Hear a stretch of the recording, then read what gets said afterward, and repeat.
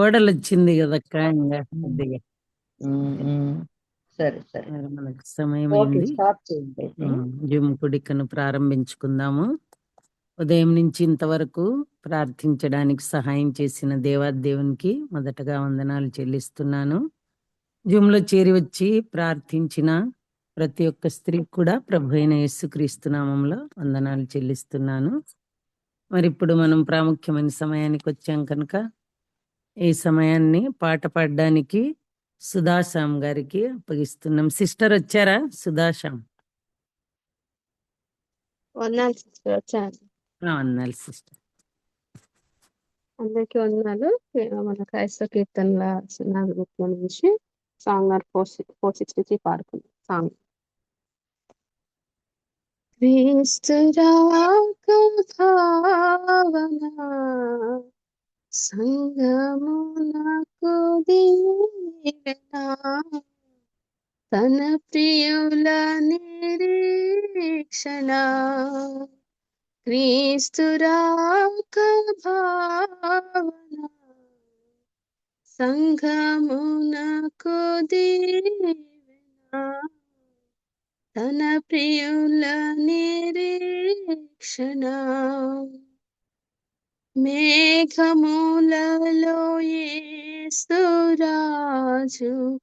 ఆగమన ప్రకాశము మేఘములలో యేసురాజు ఆగమన ప్రకాశము వేగముగాను ప్రభుని చేరా సిద్ధపడుము సంఘమా వేగముగాను ప్రభుని చేరా సిద్ధపడుము సంఘమా క్రీస్తు రాక భావన సంఘమునకు దీవెన తన ప్రియుల నిరీక్షణ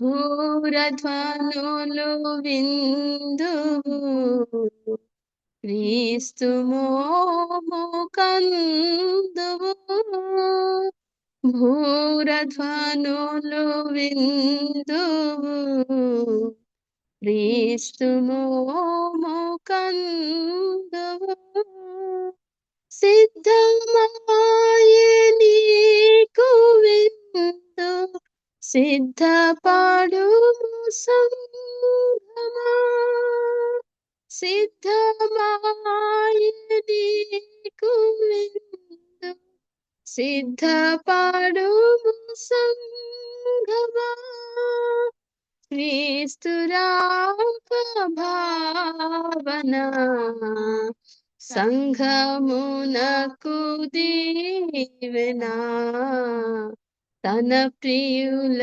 నిరీక్షణ కాలమెల్ల దాటిపోయి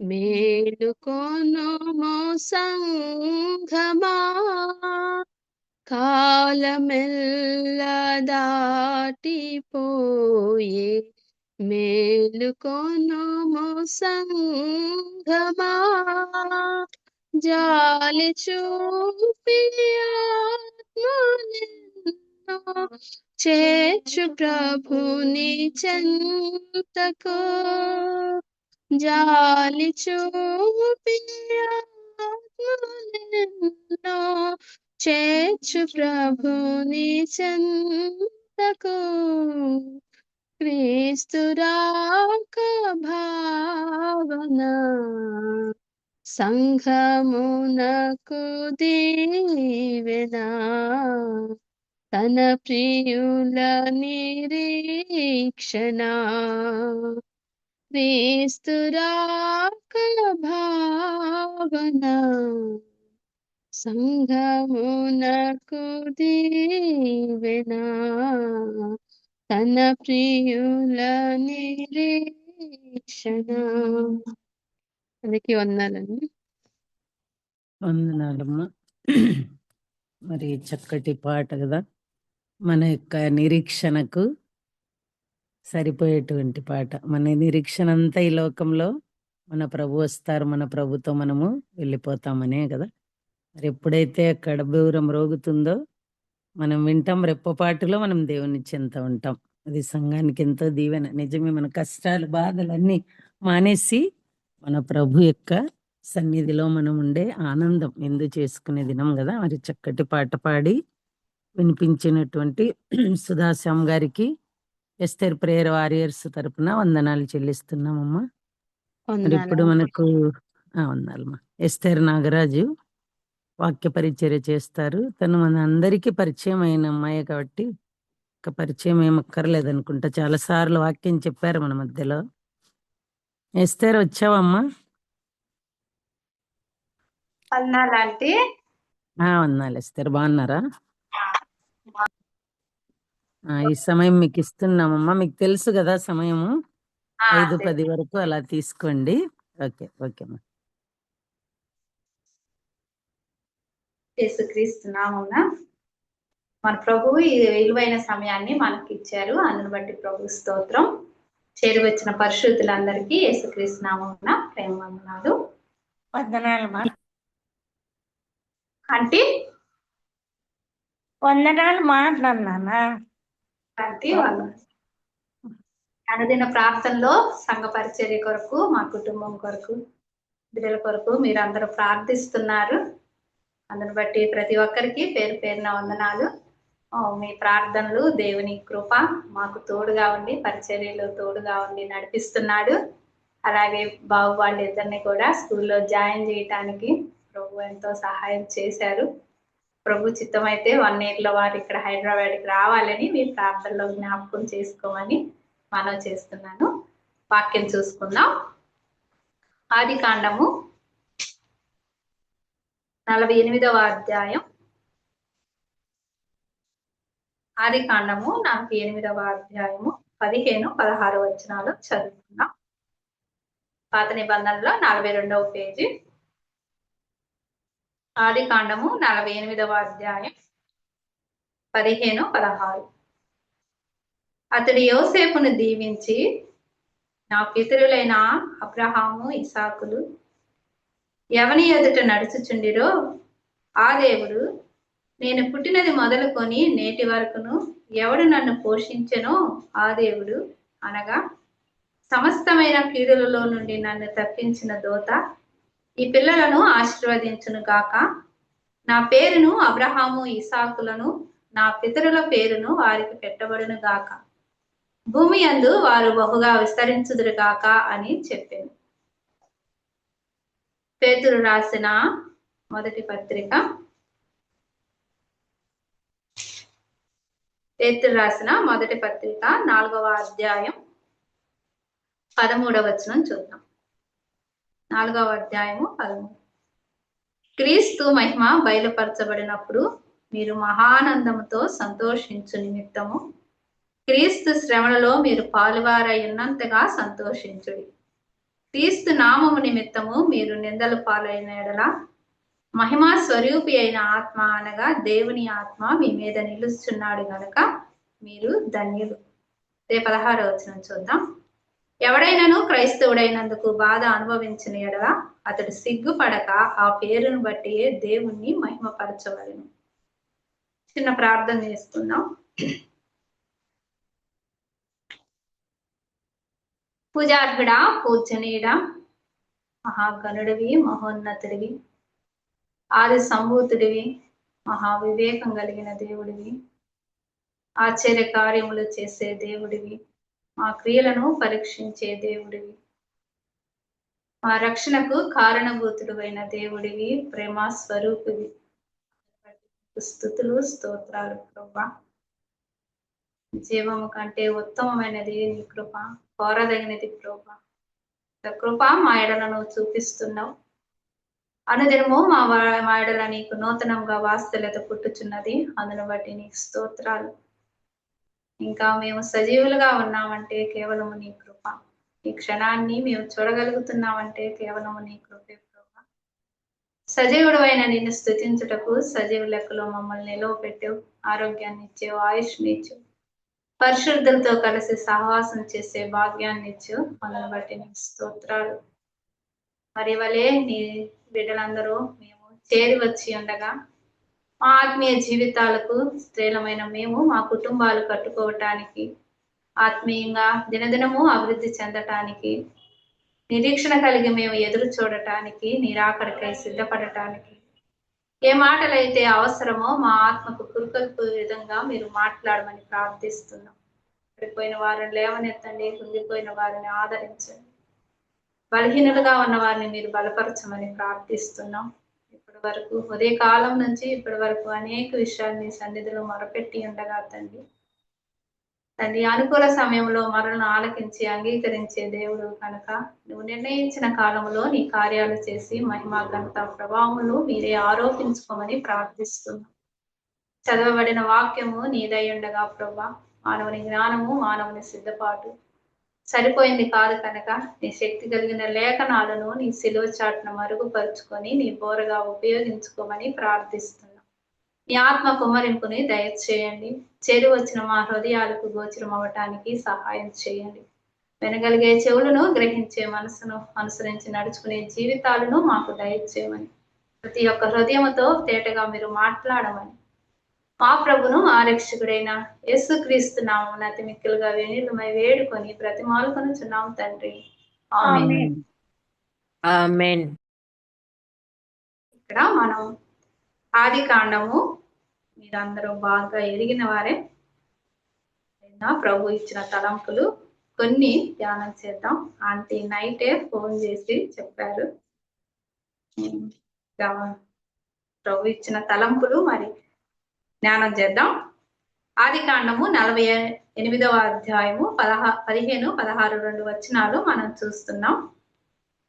అతడు యోసేపును దీవించి, నా పితరులైన అబ్రహాము, ఇసాకులు ఎవని ఎదుట నడుచుచుండిరో ఆ దేవుడు.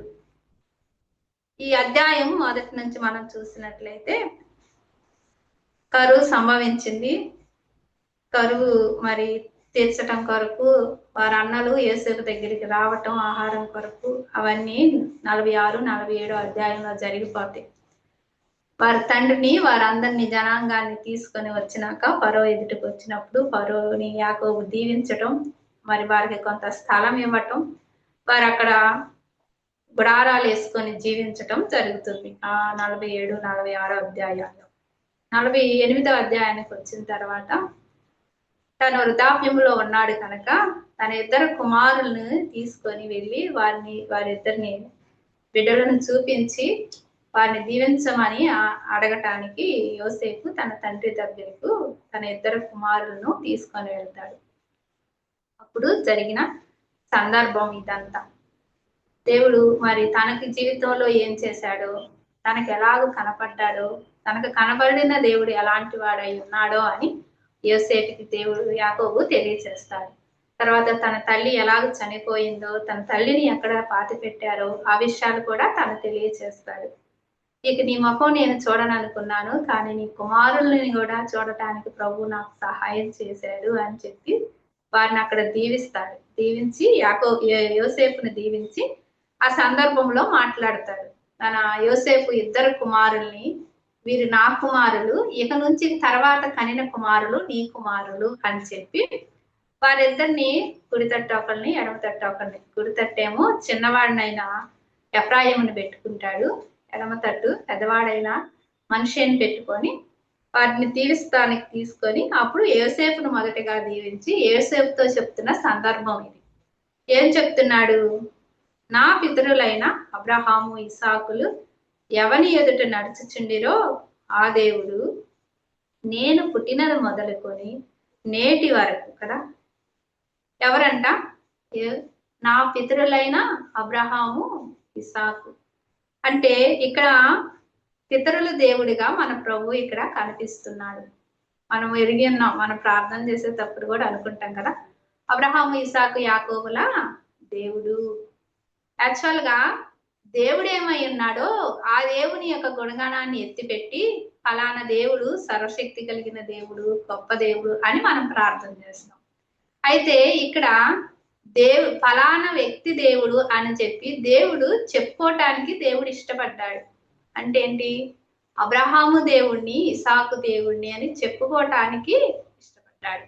కనుకే యాకోబు కూడా ఏమంటున్నాడు? పితరులైన అబ్రహాము, యాకోబుల వారి ఎవరు ఎదుట నడుచుకున్నారో వారు దేవుడు, ఆ దేవుడే కదా. అంటే మన ప్రభు ఇక్కడ మొదటిగా పితరుల దేవుడిగా కనబడుతున్నాడు. రెండవదిగా మనం ఆలోచిస్తే తరతరాలు కదా. అబ్రహాము తరములో ఉన్నాడు, ఇసాకు తరములో ఉన్నాడు, యాకోబు తరములో ఉన్నాడు, ఇప్పుడు మనిషే ఎఫ్రాయిము తరములో కదా, యోసేపు తరములో ఉన్నాడు, ఆయన కుమారులైన మనిషే ఎఫ్రాయిము తరములలో కూడా ఉన్నాడు. అంటే జనరేషన్స్ కదా, తరాలలో ఉన్న దేవుడు, తరతరాల దేవుడు, మారని వారు మారేనేమో గాని మనుషులు ఒకరి తరం తర్వాత ఒకరి తరం వచ్చింది. కానీ దేవుడు అప్పుడున్న దేవుడు, అబ్రహాంతో ఉన్న దేవుడు ఇది నాన్న మనిషి ఎఫ్రాయిములతో కూడా ఉన్నాడు కదా. ఇన్ని జనరేషన్లు కదా, 4 జనరేషన్లు కనబడుతుంది. అంటే తరాలు మారుతున్నాయి, తరతరాలుగా అదే దేవుడు ఉన్నాడు. అయితే మారని దేవుడిగా కదా. మొదటిగా మన ప్రభు ఇక్కడ పితరుల దేవుడిగా కనిపిస్తున్నాడు. రెండవదిగా తరతరాలుగా ఉండే దేవుడు, అంతేకాదు మారని దేవుడిగా కనిపిస్తున్నాడు. ఇంకా ఏమంటున్నాడు? ఎవని ఎదుట నడుచుచుండిరో ఆ దేవుడు అంటున్నాడు. అంటే ఇక్కడ దేవుడు వర్తమాన భూత భవిష్యత్ కాలాలలో కూడా ఉన్నాడు కదా. యాకోబు అబ్రహాము ఉన్నప్పుడు ఉన్నాడు కదా, జరిగిపోయిన కాలంలో ఉన్నాడు, ఇప్పుడు జరుగుతుంది. యాకోబు తరం కదా, ఇసాకు తరం అయిపోయింది, అబ్రహాము తరం అయిపోయింది, యాకోబు తరం జరుగుతుంది, తర్వాత రాబోయే తరంలో కూడా ఉన్న దేవుడు, వర్తమాన భూత భవిష్యత్ కాలాలలో ఉన్న దేవుడు. అయితే ఏమంటున్నాడు? ఎవడి ఎదుట నడుచుచుండిరో కదా, నడుచుచున్నారంట వీరు. ఎవరి ఎదుట నడుచుచున్నారు? ఒక దేవుని ఎదుట నడుచుచున్నారు. ఆ దేవుడు ఏమై ఉన్నాడు అంటే నడిపించే దేవుడుగా ఉన్నాడు కదా. వారి ఎలాగ నడిపిస్తాడు దేవుడు అని మనం చూసినట్లయితే ఆయన నడిపించే దేవుడు. 145వ అధ్యాయం లేకపోతే 48వ అధ్యాయం, కీర్తనలు 48వ అధ్యాయం 14వ వచనం చూద్దాం. కీర్తనలు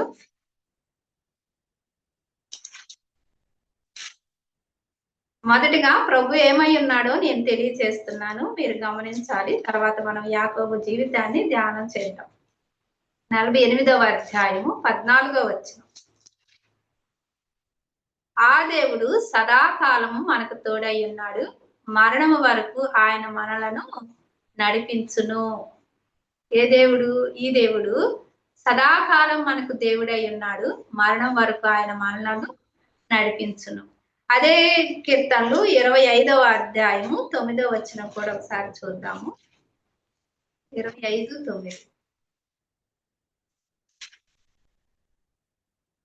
న్యాయ విధులను బట్టి ఆయన దీనులను నడిపించును, తన మార్గమును దీనులకు నేర్పును. ఇక్కడ ఇసాకు, యాకోబు, అబ్రహాము వారు నడుస్తున్నారు, దేవుడు వారిని నడిపిస్తున్నారు. ఏ కాలం? సదాకాలం, మరణము వరకు కూడా ఆయన వారిని నడిపిస్తున్నాడు. ఎలాగ చెప్పగలుగుతున్నాడు అంటే వారి తరాలు దాటిపోయింది, వారు ఆయన ఎదుట నడిచారు, వారిని కూడా ప్రభువు నడిపించాడు. అంటే ఇక్కడ ప్రభు నేను అబ్రహాము దేవుణ్ణి, ఇసాకు దేవుణ్ణి అని చెప్పటానికి ప్రభు ఏమవ్వలేదు, సిగ్గుపడలేదు కదా. ఈ దినాలలో మనం ఏమవుతున్నాం? సిగ్గుపడుతున్నాం. బైబిల్ పట్టుకొని వెళ్ళాలంటే ఈ దినాలలో భయం వేస్తుంది. బైబిల్ దాచిపెట్టుకొని ప్రేయర్కి వచ్చే దినాలకు వచ్చేసాం. కొన్ని సందర్భంలో ఇప్పుడున్న మతోన్మాదాన్ని బట్టి మేము ఆ దేవుడిని నమ్ముకున్నాము అని చెప్పాలంటే కూడా నమ్ముకునే వాళ్ళు భయపడే స్థితికి వచ్చారు కదా. అంత గొప్ప దేవుణ్ణి, అంత పితరుల దేవుణ్ణి, వర్తమాన భూత భవిష్యత్తుల కాలంలో ఉన్న దేవుణ్ణి, తరతరాలుగా ఉన్న దేవుణ్ణి, నడిపించే దేవుణ్ణి మన దేవుడు అని చెప్పుకోవటానికి మనము భయపడుతున్నాం ఈ రోజుల్లో. కానీ దేవుడు ఏం చెప్తున్నాడు? నేను గొప్ప దేవుణ్ణి, నేను రక్షించే దేవుణ్ణి, నేను ప్రేమించే దేవుణ్ణి, నేను కాపాడే దేవుణ్ణి అని చెప్పటం లేదు కదా. ఇక్కడ ఏం చెప్తున్నాడు? అబ్రహాము ఇసాకుల దేవుణ్ణి, పితరుల దేవుణ్ణి కదా. మోషే కూడా అంటాడు, మా పితరుల దేవుడు అబ్రహాము, ఇసాకు, యాకోబుల దేవుడు. 3వ అధ్యాయంలో చూస్తే 4-5 సార్లు సందర్భంలో అక్కడ ఉంటది మా పితరుల దేవుడైన దేవుడని. అయితే చూడండి, అంటే ప్రభు ఏమవ్వలేదు, ఒక మనుషుని పేరు చెప్పుకొని వారి దేవుణ్ణని చెప్పటానికి ప్రభువు సిగ్గు పడలేదు. మా చేరు వచ్చిన సోదరులారా, ఆలోచన చేద్దాం, గమనిద్దాం. ప్రభు నిజంగా మన పేరు చెప్పి నేను ఫలానా దేవుణ్ణి అని చెప్పగలడా? లేదా అసలు ఆ ఆలోచన అయినా దేవుడు ఇష్టపడగలడా? ఆ రీతిగా మనం ప్రభు ఎదుట జీవిస్తున్నామా లేదా అనేది వీరి జీవితం ద్వారా మనం ఒకసారి పరీక్షించుకుందాం. వారిని బట్టి మనం ప్రభుని స్తుతించాలి. ఎందుకంటే వారెంతో ఇష్టలుగా ప్రభు ఎదుట వారు నడిచాడు కనుక వారి దేవుడిని అని చెప్పుకోవటానికి దేవుడు గర్వంగా ఫీల్ అయ్యాడు కదా. ఎంతో ఇష్టంగా, ఎంతో సంతోషంగా యాక్సెప్ట్ చేసాడు, నేను అబ్రహాము దేవుణ్ణి కదా. మనం ఏం చేస్తున్నామంటే ఆ అబ్రహాములో ఉన్న లోపాలని, ఆ ఇసాకులో ఉన్న లోపాలని వెతుకుతూ ఉంటున్నాం. కానీ దేవుడు ఆ లోపాలన్నిటిని ఏం చేశాడు? తీసివేసాడు. ప్రేమ అనేక దోషాలని కప్పిద్ది అన్నట్లు అసలు మనని విషయంలో మనను ప్రేమించాడంటేనే ఆయన ప్రేమ ఎలాగున్నదో వెల్లడవుతుంది. అయితే ఇక్కడ వారి పితరుల దేవుడిగా చెప్పటానికి ప్రభు ఇష్టపడ్డాడు. యాకోబు కలిగి ఉన్న దేవుడి యొక్క లక్షణాలు నేను మొదటిగా మీకు తెలియచేస్తున్నాను. యాకోబు ఏ దేవుడిని కలిగి ఉన్నాడు అంటే అక్కడ ఆయన ఏ దేవుడు అనేది మెన్షన్ చేయలేదు, కానీ ఏమంటున్నాడు? నా పితరులైన అబ్రహాము, ఇసాకులు ఎవని ఎదుట నడుచుచుండిరో కదా. దీనులకు ఆయన ఏం చేస్తాడంట? నేర్పిస్తాడంట. దీనుల్ని ఆయన ఏం చేస్తాడంట? నడిపిస్తాడంట. కీర్తనలు 25:9 మనం చూసాం కదా, నడిపించే దేవుడు కదా. కీర్తనలు 23లో చూసినట్లయితే ఆయన ఎలాగ నడిపిస్తాడో, కాపరిగా ఎలాగుంటాడో మనకు అక్కడ కనిపిస్తుంది.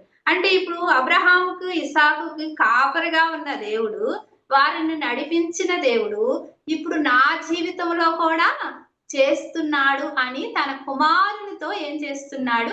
చెప్తున్నాడు. యాకోబు తన కుమారులకి చెప్పగలుగుతున్నాడు, నా పితరులను కాపాడిన దేవుడు, నా పితరులను నడిపించిన దేవుడు నన్ను కూడా కాపాడాడు, నన్ను కూడా నడిపించాడు, నిన్ను, నీ బిడ్డలను కూడా కాపాడుతాడు, నడిపిస్తాడు, తోడుగా ఉంటాడు అని తెలియచేస్తున్నాడు. అయితే ఏమంటున్నాడు? నడుచుండిరో ఆ దేవుడు నేను పుట్టిన మొదలుకొని నేటి వరకును ఎవడు నన్ను పోషించెనో ఆ దేవుడు కదా. ఏమవుతున్నాడంట? యాకోబు పుట్టినది మొదలుకొని కదా, పుట్టినది మొదలుకొని పోషించిన దేవుడు. నాటి నుండి నేటి వరకు ఎవరిని పోషించాడు? ప్రభు నిన్ను, నన్ను, మన బిడ్డలను కదా, మన ముందున్న మన తల్లిదండ్రుల్ని, మన పితరుల్ని, ఫోర్ ఫాదర్స్ ని కదా, రాబోవు తరాలను కూడా దేవుడు ఏం చేయబోతున్నాడు? పోషిస్తున్నాడు. ఇక్కడ యాకోబు యొక్క వ్యక్తిగత జీవితం, వ్యక్తిగత అనుభవం తన బిడ్డలతో పంచుకుంటున్నాడు. తన బిడ్డలను దీవిస్తూ తన దేవుడు ఏమై ఉన్నాడో తెలియచేస్తున్నాడు. తన దేవుడు ఏమై ఉన్నాడు? కొన్ని లక్షణాలు చెప్తున్నాను కదా. పితరుల దేవుడు తరాలు మారని తరతరాలుగా ఉండే దేవుడు, మారని దేవుడు, వర్తమాన భూత భవిష్యత్ కాలంలో ఉన్న దేవుడు, నడిపించే దేవుడు. ఇక్కడ ఏం చేస్తున్నాడు? పోషించే దేవుడు. పుట్టినది మొదలుకొని కదా. నిజంగా మనమైతే ఇక్కడ యాకోబు మాట సంబోధించటానికి పుట్టినది మొదలుకొని అన్నాడు, కానీ మనం ఆలోచన చేస్తే వ్యక్తిగతంగా మన తల్లి గర్భంలో మనం పిండంగా పడినప్పటి నుండే కదా మన తల్లిని పోషించాడు కదా. మన తల్లి పోషిస్తే ఆమె తీసుకున్న ఆహార ద్వారానే మనం ఏమయ్యాం? లోపల గర్భంలో ఉన్న మనం పెరిగి పెద్దవారం అయ్యాం. కనీసం డెలివరీ టైంకి 3 కేజీలు బేబీగా మనం తయారయ్యాము అంటే ఆనాటి నుండి నేటి వరకు కూడా ఏం చేస్తున్నాడు? దేవుడు పోషిస్తూ వస్తున్నాడు. యాకోబు ఒక్కడనే కాదు పోషించింది, నిన్ను పోషించాడు, నన్ను పోషించాడు, మన బిడ్డలను కూడా పోషిస్తున్నాడు. నేటికి కదా, ఆనాటి నుండి నేటికి పోషించే దేవుడిగా ఉన్నాడు. పోషిస్తున్న దేవుడు కదా. ఎలా పోషిస్తున్నాడు? లోకాసు వార్తలో, మత్తయి వార్తలో మన దేవుడు అంటాడు కదా, కాకులను చూడండి, అవి విత్తవు కోయవు కదా, అయితే వాటికంటే మీరేమయ్యారు? శ్రేష్ఠులు కదా. అవి చింతించటం లేదంట, అవి పంట ఏమి వేసుకోవటం లేదంట, అయినాను సరే వాటిని పోషిస్తున్న దేవుడు వాటికంటే శ్రేష్ఠులమైన మనల్ని ఏం చేస్తున్నాడు? పోషిస్తున్నాడు. పోషించే దేవుడుగా ఇక్కడ మనకి కనిపిస్తున్నాడు. నెక్స్ట్ తను ఏమవుతున్నాడు? ఆ దేవుడు. అసలు ఎవరు ఆ దేవుడు అనేది మనం చూసినట్లయితే 48వ అధ్యాయం 3వ వచనంలో చూడండి. యోసేపును చూసి కానాను దేశం అందని 48:3 లూజులో సర్వశక్తి గల దేవుడు నాకు కనబడి నన్ను ఆశీర్వదించి కదా. ఇప్పుడు వరకు ఇన్ని రకాలుగా ఈ వచనాల్లో ప్రభు ఏమై ఉన్నాడో, యాకోబు కలిగి ఉన్న దేవుడు ఏమై ఉన్నాడో మనము చూసాం కదా. అయితే ఇక్కడ తన నోటితో తను చెప్తున్నాడు, ఏమవుతున్నాడు? సర్వశక్తి గల పోషించిన దేవుడు ఏమై ఉన్నాడు? సర్వశక్తి, అన్ని ఉన్నాయి లేని చేయగలిగిన, సమస్తము చేయగలిగిన దేవుడు, సర్వశక్తి కలిగిన దేవుడు మనకు అక్కడ కనబడుతున్నాడు. అంతేకాదు ఆయన ఇంకేం చేస్తున్నాడు అనగా, సమస్తమైన కీడులలో నుండి నన్ను తప్పించిన దోత ఈ పిల్లలను ఆశీర్వదించును గాక. సమస్తమైన కీడులలో నుండి నన్ను తప్పించిన దోత కదా. తప్పించే దేవుడుగా ఇక్కడ మన ప్రియ ప్రభు కనపడుతున్నాడు. తప్పించే దేవుడు మనల్ని కూడా తప్పించడానికే కదా, రాబో ఉగ్రత నుండి తప్పించటానికే. మనం చూడొచ్చు, తర్వాత చూద్దాం చివరిలో వచనాలన్నీ. ఇక్కడ అనగా సమస్తమైన కీడులలో నుండి తప్పించిన, ఎన్ని లక్షణాలు వచ్చినాయమ్మా? యాకోబు కలిగి ఉన్న దేవుడు చాలా లక్షణాలు కలిగి ఉన్నట్లుగా మనకి ఇక్కడ కనబడుతున్నాడు. దూత ఈ పిల్లలను కూడా ఆశీర్వదించును. ఇక్కడ తప్పించే దేవుడుగా మనకు కనబడుతున్నాడు. సమస్తమైన కీడుల నుండి, ఒకటి కాదు రెండు కాదు, సమస్తమైన కీడులలో నుండి తప్పించే దేవుడు. యాకోబును తప్పించిన దేవుడు నిన్ను నన్ను కూడా తప్పిస్తున్నాడు, మన బిడ్డలను కూడా తప్పిస్తున్నాడు. ఖచ్చితంగా ఈ మాట మనం చెప్పగలమా? యాకోబు ఇక్కడ చెబుతున్నాడు కదా, నన్ను పోషించిన దేవుడు మిమ్మల్ని, నీ పిల్లల్ని పోషిస్తాడు. సమస్తమైన కీడులలో నుండి నన్ను తప్పించిన దేవుడు నిన్ను, నీ పిల్లల్ని తప్పిస్తాడు. అంతేకాదు నీ పిల్లలను దీవిస్తాడు అంటున్నాడు. అంతేకాదు ఇంకేమంటున్నాడు? నా పేరును అబ్రహాము ఇసాకులను నా పితరుల పేరును వారికి పెట్టబడును గాక, భూమి అందు వారు బహుగా విస్తరించుదురు గాక అని చెప్పారు. విస్తరింపచేసే దేవుడు, తక్కువ కాదు, కొంచెం కాదు, బహుగా. యాకోబు యొక్క అనుభవంలో వ్యక్తిగతంగా ఆయన తెలుసుకున్న దేవుడు ఎంత గొప్ప దేవుడు. ఎన్నో గుణగణాలు మనకి కనబడుతున్నాయి కదా. నేను మరొకసారి జ్ఞాపకం చేసి ముందుకు దాటిపోతాను.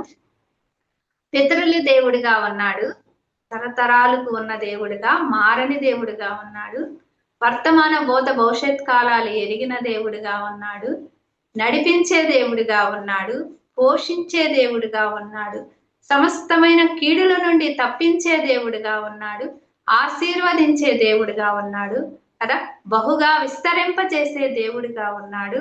అంతేకాదు సర్వశక్తి గల దేవుడిగా ఉన్నాడు. అంతేకాదు నాకు కనబడెను అంటున్నాడు కదా. యాకోబునకు కనబడిన దేవుడు, సర్వశక్తి కలిగిన దేవుడు, కనబడే దేవుడుగా ఉన్నాడు. కనీసం ఒక 10 లక్షణాలు తాను వ్యక్తిగతంగా తాను కలిగి ఉన్న దేవుణ్ణి గురించి తన బిడ్డలకు చెప్తున్నాడు. అయితే ప్రియ సోదరి, మనం కలిగి ఉన్న మన ప్రియ ప్రభుని మన బిడ్డలకు ఎలాగో చెప్పగలుగుతున్నాం? ఏ సందర్భంలో ఏ దేవునిగా ఆయనను హెచ్చించగలుగుతున్నాం చెప్పుకుంటున్నావా? ఈ సందర్భంలో, ఇలాంటి సందర్భంలో ఈ రీతిగా నేను ఎరిగిన ప్రభు ఇలాగున్నాడు, నాకు ఇలాగ సహాయం చేశాడు, ఇలాగ తోడుగా ఉన్నాడు, ఇలాగ నడిపించాడు. నీ జీవితంలోగా ఈ దేవుడిగా కదా, గొప్ప దేవుడిగా, నిన్ను రక్షించే దేవుడిగా, నిన్ను నడిపించే దేవుడిగా, నేర్పించే దేవుడిగా, పోషించే దేవుడిగా, కనబడే దేవుడిగా కదా ఉన్నాడు అని మనం చెప్పగలుగుతున్నామా మన బిడ్డలకి? ఆ అనుభవం మనం కలిగి ఉన్నామా? వ్యక్తిగతంగా మనం అనుభవిస్తే అందును బట్టి ప్రభువుకి స్తోత్రం. ఇక్కడ ఈ యాకోబు 2 వచనాల్లోనే ఎన్ని గుణగణాలు తాను కలిగి ఉన్న ప్రభువు గురించి తన బిడ్డలకు చెప్తున్నాడు. ఆలోచన చేద్దాం. తాను కలిగి ఉన్న ప్రభువుని తను హెచ్చిస్తున్నాడు, తను కలిగి ఉన్న ప్రభువుని తను మహిమపరుస్తున్నాడు, తాను కలిగి ఉన్న ప్రభు గురించి తన బిడ్డలకు సాక్ష్యాన్ని చెప్తున్నాడు. తను అనుభవించింది ఏది ఈజీగా ఆయన తీసుకోలేదు. తను కలిగి ఉన్న దేవుణ్ణి కూడా ఆయన ఈజీగా తీసుకోలేదు. చాలా సార్లు మనం కలిగి ఉన్న ప్రభువుని మనం ఎంత నిర్లక్ష్యంగా వ్యవహరిస్తూ ఉంటాము. మనము ఈ 2 వచనాల్లో కనబడే మాటలే మనం చూడగలుగుతున్నామేమో, కానీ ఆయన జీవితం అంతా ఈ 2 వచనాలలో తన బిడ్డలకు వివరించగలిగాడు. తాను కలిగి ఉన్న దేవుడు ఎంత గొప్పవాడో, తనను ఏ రీతిగా, ఏ స్థితిలో నుంచి ఏ రీతిగా తీసుకొచ్చాడో, పుట్టిన నాటి నుండి నేటి వరకు ఆయన ఆ క్షణం వరకు సజీవుడిగా ఎలాగూ ఉన్నాడో తన ప్రభుని తాను హెచ్చించాడు, తన బిడ్డలకు తెలియజేశాడు. అయితే ఇక్కడ యాకోబు జీవితంలో కొన్ని సంఘటనలు మనం చూసుకొని ముగించుకుందాం. 16వ వచనంలో చూడండి, ఆయన ఏమంటున్నాడు? అనగా సమస్తమైన కీడులలో నుండి నన్ను తప్పించిన దూత ఈ పిల్లలను ఆశీర్వదించునుగాక అంటున్నాడు. ఏంటి యాకోబు యొక్క కీడు? మీరు చెప్పొచ్చు. యాకోబుకు సంభవించిన కీడు ఏంటి? అసలు కీడు అంటే ఏంటి? ఇబ్బంది అని చెప్పుకోవచ్చా? మామ చేత మోసగింపబడ్డాడు. ఆపద. ఆపద. నష్టము, ఆపద, కీడు కదా. నష్టాలు, కష్టాలు, బాధలు, దుఃఖం, ఆపద కదా. కీడంటే ఏదో యాక్సిడెంట్ జరిగితేనో చనిపోతేనే కాదు కదా. మనము అనుభవిస్తున్న మానసిక వ్యధ కానీ, భౌతికంగా కానీ, శ్రమలు కానీ, ఇరుకులు కానీ, ఇబ్బందులు కానీ, మన కన్నీళ్ళలో నుంచి, కళల్లో నుంచి వచ్చిన కన్నీటికి కారణాలు కానీ కదా, ఎన్నైనా కావచ్చు. ఒక కీడు అనే పదములు ఆయన చెప్పాడే కానీ సమస్త కీడులలో నుండి, 1 కాదు 2 కాదు, సమస్తమైన కీడులలో నుండి ఆయన అతనిని తప్పించాడు. ఒకసారి ఆ కీడులు ఏంటో చూసి మనం ముగించుకుందాం. ఆదికాండము 27వ అధ్యాయము 41వ వచనం చూద్దాం. నేను 7 విషయాలు జ్ఞాపకం చేసి ముగిస్తాను. ఆదికాండము 27వ అధ్యాయము ఎవరన్నా త్వరగా తీయగలిగితే చదవండి. తన తండ్రి యాకోబుకి ఇచ్చిన దీవెన నిమిత్తం ఏశావు అతని మీద పగబట్టెను. మరియు ఏశావు, నా తండ్రిని గురించిన దుఃఖదినములు సమీపంగానున్నవి, అప్పుడు నా తమ్ముడైన యాకోబును చంపెదననుకొనెను. ఇక్కడ అన్న కోపం కదా, దానికి ఒక పేరు పెట్టుకుందాం. అన్న కోపం. అన్న కోపం ఎలాగున్నది? చంపాలనుకుంటున్నాడు. నా తండ్రికి సంబంధించిన దుఃఖదినాలు పూర్తయిన వెంటనే కదా, అంటే ఆయన వృద్ధాప్యంలో ఉంటారు, ఆయన చనిపోతాడు, తర్వాత నా తమ్ముడిని నేను చంపేద్దాము అనుకుంటా. ఎంత కోపం వచ్చిందో కదా. అక్కడ తల్లి తర్వాత ఆలోచన చేసి, వారిద్దరు ఆలోచన చేసి వారు మేనమామ ఇంటికి పంపించారులే, కానీ అక్కడ ఆ కీడు నుండి ఏమయ్యింది? తప్పించబడ్డాడు. ఎవరో ఆ కీడు తలంచింది? ఒక రక్తం పంచుకొని పుట్టిన అన్నే, అవునా? కీడు బయట వారు తలంచలేరు, చంపాలని అనుకుంటే బయట వారు ఏమీ కాదు. ఒక్క రక్తమే, కలిసి జన్మించారు, కలిసి ఒకే ఇంట్లో ఉన్నారు, ఒకే అంటారు కదా ఒకే మంచం అన్నట్లు. అంటే ఒకే ఇంట్లో పుట్టి పెరిగారు, ఆడుకున్నారు, కలిసిమెలిసి ఉన్నారు, పోషించబడ్డారు, పెంచబడ్డారు, ఒక్కటే ఉన్నారు. కానీ ఏమైంది? అన్న కోపము కదా, చంపాలని తలంచింది. తన కీడు, అదేమి కీడు? అదొక కీడు ఆయన జీవితంలో. ఆలోచన చేద్దాం ప్లీజ్ సోదరి. యాకోబు అన్న ద్వారానే కీడు ఎదుర్కొన్నాడా? లేదా మన జీవితాల్లో కూడా మనం కూడా ఏదో ఒక సందర్భంలో మన రక్త సంబంధికులే కదా, చాలా సార్లు అనుకుంటూ ఉంటాం, చాలా సార్లు ఎదుర్కొంటూనే ఉంటాం, చాలా మంది ఎదుర్కొనే ఉంటారు కదా. అస్తే కదా, చిన్న అడుగంత స్థలమే, ఈ చిన్న అడుగంత స్థలంలో ఎవరుంటే ఏమయ్యింది? మన అన్నే కదా, మన అక్కే కదా, మన చెల్లే కదా, మన తమ్ముడే కదా అనుకుంటే అసలు సమస్యలే రావు కదా. కుటుంబంలో కానీ రక్త సంబంధికుల మధ్య ప్రభువుని ఎరిగి మనలోనే ఇలాంటి సమస్యలు వస్తున్నాయి అంటే అది పునాది అక్కడే ఉంది కదా. మనం అలాగ ఉండటం కోసం కాదు కదా ఈ గ్రంథాన్ని ప్రభు మనకిచ్చింది. అన్న ద్వారా కీడు ఎదుర్కొన్నాడు, కానీ ఆ కీడులో నుండి కూడా ప్రభు ఏం చేశాడు? అతనిని తప్పించాడు. అయితే ఒకవేళ మనం ఎవరమైనా సరే మన రక్త సంబంధికుల కోపానికి గురవుతున్నామేమో, ఉన్నామేమో, లేదా ఆ పరిస్థితిని ఎదుర్కొంటున్నామేమో, యాకోబును తప్పించిన దేవుడు నిన్ను నన్ను కూడా తప్పిస్తాడు. అయితే ఇక్కడ యాకోబుది తప్పు లేదా అంటే యాకోబుది కూడా. ఒకప్పుడు నేను యాకోబుని అని చెప్పిన దేవుడు, ఏశావుని అని చెప్పిన వ్యక్తి దేవుని దగ్గర ఏం చెప్పాడు? యాకోబుని అన్నాడు కదా. అతిక్రమములు దాచువాడు వర్ధిల్లడు, వాటిని ఒప్పుకొని విడిచిపెట్టువాడు కనికరము. ఆయన కనికరాన్ని పొందుకున్నాడు కదా, పెనుగులాడాడు, తప్పించబడి సమస్త కీడులలో నుండి నన్ను తప్పించిన ఆ దేవుడు కదా, ఆ దోత నీ పిల్లలను కూడా ఏం చేసిద్దంట? ఆశీర్వదించింది కదా.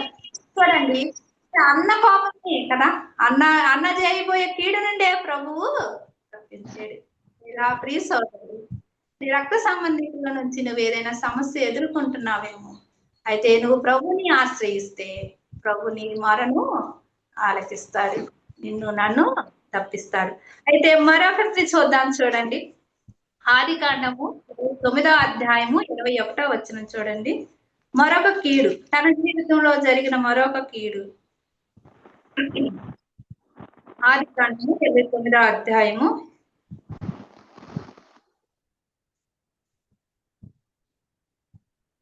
తరువాత యాకోబు, చదవాలనా? చదవండి. తరువాత యాకోబు, నా దినములు సంపూర్ణమైనవి గనుక నేను నా భార్య యొద్దకు పోవునట్లు ఆమెను నాకిమ్మని లాబాను నడకగా, లాబాను ఆ స్థలములోనున్న మనుషులనందరినీ పోగు చేసి విందు చేయించి రాత్రి వేళ తన కుమార్తె అయిన లేయాను అతని యొద్దకు తీసుకొని పోగా యాకోబు ఆమెను కూడెను. ఇంకా చదవాలా? చాలండి. ఇక్కడ ఏం కనపడుతుంది? అక్కడ కోపం, అన్న కోపం కనపడుతుంది. ఇక్కడ మామ కదా, మోసం కదా. కీడులంటే మనం ఏదో అనుకుంటాం, కొన్ని సందర్భాలు కోపం ఎక్కడికైనా తీసుకెళ్ళొచ్చు, మోసం ఎక్కడి దాకైనా తీసుకెళ్ళొచ్చు. ఇక్కడ మోసం మేనమామే కదా, సొంత మామే, పిల్లనిచ్చిన మామే, బయట వాళ్ళు కాదు. జ్ఞాపకం చేసుకోండి సోదరులు, ఈ యాకోబు జీవితం చాలా విషయాల్లో మన జీవితాలు కొన్నిసార్లు కలుస్తూ ఉన్నాయి. ఇక్కడ సొంత మామే కదా, పిల్లనిచ్చిన మామ కావచ్చు, మేనమామ కావచ్చు, ఏ మామైనా కావచ్చు, మామ చేసిన మోసం ఈయన ఎదుర్కొన్నాడు కదా. ఇంకా అదే మరి లేయానిచ్చాడు, తర్వాత రాహేల్ కోసం కొలువు చేయటం, తర్వాత రాహేలునిచ్చాడు. ఇంకా ఆయన ఏం మాట్లాడుతున్నాడో ఒకసారి చూసినట్లయితే ఇంకొక వచనం కూడా చూద్దాము. 31వ అధ్యాయం 7వ వచనం చూడండి. మీ తండ్రి నన్ను మోసపుచ్చి 10 మార్లు నా జీతము మార్చెను, అయినను దేవుడు నాకు హాని చేయనీయలేదు. ఏం చేశాడంట? మోసపుచ్చి 10 మార్లు, ఒకసారి కాదు 2 సార్లు కాదు కదా. ఎండనక వాననక గొర్రెలు ఎంత తిరిగి వాటిని కష్టపడి ఆ కొండల్లో రాళ్లల్లో నుంచి ఏరుకొని వస్తూ క్షేమంగా వాటిని భద్రపరుస్తూ కాపాడుతూ తను తిన్నాడో లేదో ఎలాగున్నాడో కూడా తెలియకుండా తను వాటిని కాస్తూ ఉంటే ఇతరులను బట్టి లాభాలను దేవుడు ఆశీర్వదిస్తే 10 మార్లు ఏం చేశాడంట? భార్య విషయంలో మోసం చేశాడు. తన రెక్కల కష్టాన్ని కొలువుగా తీసుకున్నాడు కదా. 7 సంవత్సరాలు, ముందు ఒక 7 సంవత్సరాలు, తర్వాత ఒక 7 సంవత్సరాలు కదా, తర్వాత కొన్ని సంవత్సరాలు 6 సంవత్సరాలు కొలువు చేస్తే ఆ కొలువుని కూడా ఆయన లెక్కించల. ఆయన కష్టార్జితాన్ని పూర్తిగా అనుభవించాడు ఎవరు? మామ కదా. మామ ఏం చేశారు? అల్లుడు సొమ్ముని అనుభవించాడు. అంతేకాదు అల్లుడిని బట్టి వస్తున్న దీవెనలన్నీ ఏం చేశాడు? తీసుకున్నాడు, అభివృద్ధి చెందాడు. తన కుటుంబానికి, తన కుమారునికి ఆస్తి సంపాదించుకున్నాడు. ఎవరి ద్వారా? ఎవరిని బట్టి? యాకోబుని బట్టి కదా, అల్లుడిని బట్టి. ఇప్పుడు ఎవరి చేతిలో మోసపోయాడు? ఇప్పుడు అంత కష్టం కలిగితే అన్ని సందర్భములో తనకు రావాల్సిన దీవెనలు, తనకు రావాల్సిన ఆస్తి తన మామ తీసేసుకుంటే లోకపరంగా ఆలోచిస్తే మనం ఎంత బాధపడతాం? 1 నెల 2 నెలల జీతమే ఈకుండా అట్టి పెట్టుకుంటే మనం ఎంత బాధపడతాం? మన రెక్కల కష్టం, నేను కష్టపడ్డాను, నా జీతం అంతా మా మామ తీసుకున్నాడు, లేదా ఏదో ఒకటి రక్త సంబంధం వాళ్ళు ఎవరైనా తీసుకుంటే ఎంత బాధపడతావో కదా. ఎంత దుఃఖం ఉండుంటుందో యాకోబు జీవితంలో ఆ సందర్భంలో. ఒకసారి కాదు, 2 సార్లు కాదు, 10 మార్లు మార్చాడంట. ఉద్యోగం చేస్తున్న ఉద్యోగస్తులకు తెలిసిద్ది. శాలరీ నాటికి ఇంక్రిమెంట్ అవుతుంటే సంతోషం ఉంటది, కానీ నీ జీతం అంత కాదు ఇంత కాదు అది ఇది అని తగ్గిస్తూ లేదా మారుస్తూ ఉంటే ఆ బాధ అనుభవించే వాళ్ళకే తెలిసిద్ది. ఇక్కడ లాభాను ద్వారా మోసపోయాడు, నష్టపోయాడు, శ్రమ ఎదుర్కొన్నాడు, ఇబ్బంది ఎదుర్కొన్నాడు, వేదన ఎదుర్కొన్నాడు కదా. అయినా దేవుడు ఒకటి చెప్తున్నాడు. ఏం చెప్తున్నాడు? దేవుడు అతని నాకు హాని చేయలేదు కదా. అన్న కోపమే చంపాలని తలచింది, కానీ చంపకుండా దేవుని ప్రేమ తప్పించాడు. ఇక్కడ మామ మోసమే, వేదనే, దుఃఖమే, భరించలేనిదే వేదన కలిగినప్పటికీ కూడా దేవుడు హాని చేయకుండా ఏం చేశాడు? తప్పించాడు. మరొక సందర్భం చూసినట్లయితే 37వ అధ్యాయం. ఈ జీవితంలో ఈ అనుభవాలు మన జీవితంలో కూడా ఉంటాయి.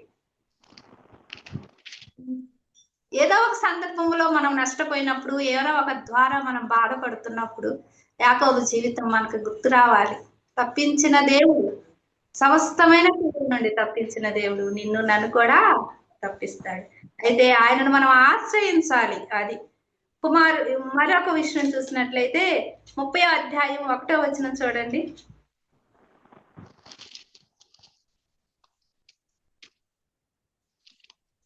రాహేలు తాను యాకోబునకు పిల్లలు కనకపోవట చూసి తన అక్క యందు అసూయపడి యాకోబుతో నాకు గర్వఫలం ఏమో లేని ఎడల నేను చచ్చేదనా నేను. ఇక్కడ ఇద్దరు అక్క చెల్లెళ్ళే. ఇక్కడ ఏమొచ్చింది? అసూయ వచ్చింది కదా. భార్యల మధ్య అసూయ, పోటీ కదా.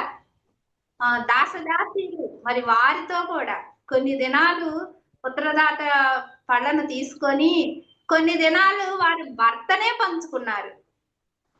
కుటుంబంలో ఈ దినాలలో ఒక స్త్రీతోటే భరించలేమంటుంటే యాకోబు 2 స్త్రీలు 4 దాసదాసీలతో కుటుంబం ఎంత పరిస్థితుల్లో, ఎంత ఉద్రిక్తమైన పరిస్థితుల్లో ఆ జీవితం గడిచిందో కదా. రాహేలుకి చెప్పలేక, అట్లేయాకి చెప్పలేక కదా, వారి అసూయ, వారి అక్క చెల్లెళ్ళ మధ్య ఉన్న అసూయను, అక్క చెల్లెళ్ళ మధ్య ఉన్న పోటీ తత్వాన్ని భరించాడు. వారికి సర్ది చెప్పుకునే విషయంలో, కుటుంబంలో ఎదురైన ఉద్రిక్తమైన పరిస్థితుల్లో కూడా ప్రభు యాకోబుని ఏం చేశాడు? తట్టుకోగలిగే శక్తినిచ్చాడు, భరించగలిగే శక్తినిచ్చాడు. వారందరినీ ఒక తాటికి తీసుకురాగలిగే పరిస్థితుల్లోకి యాకోబుని ప్రభు ఎన్ని ఎదుర్కొని ఉంటారో వారు. 31:19 కూడా ఒక మాట ఉంటుంది చూడండి. లాబాను తన గొర్రె బొచ్చులు కత్తిరించుటకు వెళ్ళుచుండగా రాహేలు తన తండ్రి ఇంట గృహదేవతలను కదా ఎన్ని ఎదుర్కొంటున్నాడో భార్య ద్వారా. అసూయపడింది, చస్తానంటుంది, కోపపడుతుంది, పోటీ పడుతుంది. అంతేకాదు చివరికి దొంగతనం కూడా. భార్య నుంచి వచ్చే ఒత్తిళ్లు, భార్య నుంచి వచ్చే సమస్యలు, భార్యల నుండి వచ్చే నెమ్మది లేని స్థితి, వాటిలో నుండి కూడా ప్రభు ఏం చేశాడు? యాకోబుని ఉంచాడు. ఇవన్నీ కీడుగా మనకు అనిపించకపోవచ్చు ఏమో, కానీ మన జీవితంలోకి అప్లై చేసుకుంటే ఇవన్నీ ఇబ్బందులే, ఆపదలలే, బాధ కలిగే స్థితిలే, నెమ్మది లేని స్థితిలే కదా. ఈ స్థితిలో నుండి ఏం చేశాడు? దేవుడు యాకోబుని తప్పించాడు. మరొక విషయం కూడా, 4వ విషయంగా ఒక చూద్దాము. 34వ అధ్యాయము 1 చూడండి. 34వ అధ్యాయం. లేయా యాకోబునకు కనిన కుమార్తె అయిన దీనా ఆ దేశపు కుమార్తెలను చూడవెళ్ళెను. ఆ దేశము నేలిన హివ్వీయుడైన హమోరు కుమారుడగు షెకెము ఆమెను చూచి ఆమెను పట్టుకొని ఆమెతో శయనించి ఆమెను అవమానపరిచెను. ఇక్కడ ఎవరు కనపడుతున్నారు? ఇందాకేమో అన్న కోపం, తర్వాత మామ మోసం, భార్యల అసూయ, పోట్లాటం కదా, పోటీతత్వం. ఇప్పుడు కుమార్తె కదా. ఎవరు వీరందరూ? కుటుంబంలో వ్యక్తులే, అందరూ రక్త సంబంధికులే. బయట వారి కాదు, కానీ ఇంట్లో వారి నుండే యాకోబుకి ఏమి ఎదురవుతుంది? ఆపదలు, అవమానాలు, నిందలు, ఇబ్బందులు, దుఃఖ దినాలు కదా. కుమార్తె ఏం చేసింది? ఆ దేశపు కుమార్తెలను చూడవెళ్ళిందా? ఏ దేశపు కుమార్తెలను? తల్లిదండ్రుల ప్రమేయం లేకుండా, తల్లిదండ్రులకు మరి ఇక్కడ ఆమె చెప్పిందో లేదో కానీ చెప్పినట్లయితే రాయబడలేదు. ఆ దేశపు కుమార్తెలను చూడటానికి వెళ్ళింది. చూడటం వల్ల మనం చాలా సార్లు అనుకుంటాం, మా బిడ్డల్ని ప్రభువులో మేము బాగా పెంచుతున్నాం అనుకుంటాం, మా బిడ్డలు అలాంటి వారు కారు అనుకుంటాం. నిజమే సోదరులు, మన బిడ్డలు అలాంటి వారు కాదు. మన బిడ్డల్ని ప్రభువులో మనం పెంచుతున్నాం. దేనా షెకేమును చూడలేదు, కానీ షెకేము దేనాని చూసాం. అక్కడ మనం బహు జాగ్రత్తగా ఉండాలి. మనం ఎవరిని వేరే ఉద్దేశంతో చూడకపోవచ్చు, చూడకుండా ఉండొచ్చు. మన బిడ్డలు చక్కగానే ఉండొచ్చు, కానీ కొన్ని కళ్ళు మన బిడ్డల మీద మన మీద పడుతున్నాయేమో. మన యవన బిడ్డలను మనం ఎంత జాగ్రత్తగా పెంచుకోవాలో కదా ఈ పాప లోకంలో. మన బిడ్డలు ఎక్కడికి వెళ్తున్నారు, ఏం చూడదలుచుకుంటున్నారు? మ్యాక్సిమం మీతోటే తీసుకెళ్ళండి. ఎక్కడికి వెళ్ళినా అనొచ్చు, వాళ్ళు పంపించట్లేదా, వీళ్ళు పంపించట్లేదా, అక్కడికి వెళ్తే తప్పేంటి, ఇక్కడికి వెళ్తే తప్పేంటని మనల్నే ప్రశ్నించవచ్చు యవన వయసులో ఉన్న బిడ్డలు. మనకు అన్నిటికీ ప్రామాణికం బైబిలే. ఈ బైబిల్లో వాక్యం మన హృదయంలో ఉంటే వెంటనే మన బిడ్డలకు చెప్పగలం. ఈ కూతురు ద్వారా ఎంత అవమానం వచ్చింది. ఇప్పుడు దాకా వ్యక్తిగతంగా ఆయన జీవితంలో జరిగిన సందర్భాలు, వారు కుటుంబంలో నలిగిపోయినా, కుటుంబంలో వ్యక్తుల ద్వారా మోసపోయినా, కుటుంబంలో నష్టపోయినా, వ్యాధి బాధ కలిగి ఉన్న ఆ కుటుంబం వరకే ఆ విషయం తెలిసింది. ఆ బాధ ఆ కుటుంబం వరకే అనుభవించారు. ఆ కుటుంబంలో ఆయన వరకే ఒకవేళ అనుభవించాడేమో, భార్య ద్వారా కానీ, అన్న ద్వారా కానీ, మామూల ద్వారా కానీ. ఇప్పుడు ఎక్కడికి తెలిసింది? లోకమంతా కదా. ఆ షెకెము పట్టణం అంతా ఏమైంది? కుమార్తె ద్వారా అవమానం కదా, వేదన ఏ కుమార్తె ద్వారా అయితే ఏ తల్లిదండ్రులు కృంగిపోతున్నారో అది విచారకరమైన సంఘటన. అది భరించలేం. యాక్చువల్ గా నా వివాహం కాకముందే ఇక్కడ సంఘంలో ఒక శిక్షణ వల్ల పాప అట్లాగే వెళ్ళింది. ఆమె తిరిగి చర్చికి రావటానికి మనసు రాక ఇంట్లోనే ఉండిపోయింది. అంటే దేవుని సన్నిధికి కూడా ఆమె రాలేనంత వేదనతో ఆమె కడిగింది. నేను నా కుమార్తెను నేను ఎక్కువగా ప్రేమించాను, కానీ నా కుమార్తె చేసిన పని తల ఎత్తుకోలేని కదా. సంఘంలో మొహం చూపించుకోలేకపోయారు, సమాజంలో మొహం చూపించుకోలేరు. యాకోబు ఎప్పుడు ఎట్లా రాగలడు బయటికి? ఇది ఆయనకి ఒక కీడే కదా, ఆయనకి ఒక శోధనే, ఆయనకి ఒక నెమ్మది లేని స్థితి, హృదయంలో సంతోషం లేని. ఇంతవరకు జరిగిందంతా ఒక కోణం, ఒక ఎత్తు అయితే ఇదేనా ద్వారా జరిగిన కోణం మరొక కోణం. ఈ సోదరి యాకోబు కుటుంబంలోనే ఉన్నారా, లేదా ఇలాంటి బిడ్డలు మన కుటుంబాల్లో కూడా ఉన్నారా? ఎంతమంది విశ్వాసులు బిడ్డలు, విశ్వాసులే, తల్లిదండ్రులు విశ్వాసులే, బిడ్డలు విశ్వాసులే, వ్యక్తులతో వెళ్ళిపోతున్నారు. సేవకులు బిడ్డలు, తండ్రి సేవ చేస్తున్నాడు, తల్లి సేవ చేస్తుంది, వేరే వాళ్ళతో వెళ్ళిపోయిన వాళ్ళు. మనకు తెలిసిన వాళ్ళు లేరా, పక్కన లేరా? ఒకవేళ మన గృహాల్లోనే ఉన్నారు. అయితే దీని నుండి కూడా తప్పించగలిగింది మన దేవుడే. తల్లి కన్నీటి ప్రార్థన బిడ్డలకి కంచె వలె ఉండాలి, ప్రాకారము వలె, గోడల వలె ఉంటది అని చెప్తాడు కీర్తనలో ప్రభు. తల్లిదండ్రులుగా బిడ్డల కొరకు మన ప్రార్థన. అయితే ఈ కీడు నుండి కూడా ప్రభు తప్పించాడు, ఆ వేళ బయటికి రాగలిగేటట్లు చేయగలిగాడు. ఆ పరిస్థితి నుండి కదా, ఆ సమయంలో ఆ మాట వినగల ఒకసారి ఒకవేళ యాకోబు గుండె ఆగిపోయింటే ఏమయ్యింది? పరువు కోసం ప్రాణాలు తీసుకుంటున్న వారు బిడ్డలు అలాగే చేస్తున్నారని అందరు లేరు లోకంలో. వారు చనిపోవటం లేదా బిడ్డలను చంపేవారే అందరు లేరు. మనం ఎరిగిన దేవుడు మనల్ని ఏం చేస్తున్నాడు? తప్పిస్తుంది. ఈ స్థితిలో నుండి ఎంతమందిని మనని మన బిడ్డలను తప్పించాడో ప్రతి ప్రభుని మనము స్తుతిద్దాం. యాకోబు జీవితంలో ఎదుర్కొన్న ఈ కీడు ప్రభు వారి నుండి కూడా నెమ్మదిని కలుగ చేశాడు. అయితే మరొక కీడు చూద్దాం ఆయన జీవితంలో. 5వదిగా వారి కుమారులు కదా, ఏం చేశారు వారి కుమారులు? 34:25 చూద్దాం. 34:25.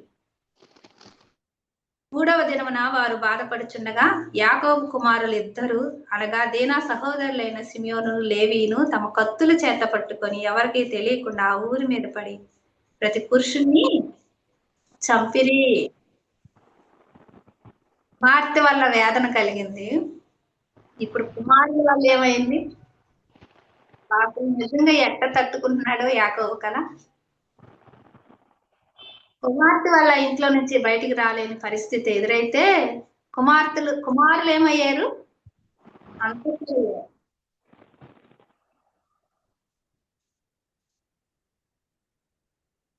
కదా. కుమారులు ఎక్కడ లోపం జరుగుతుందంటారు?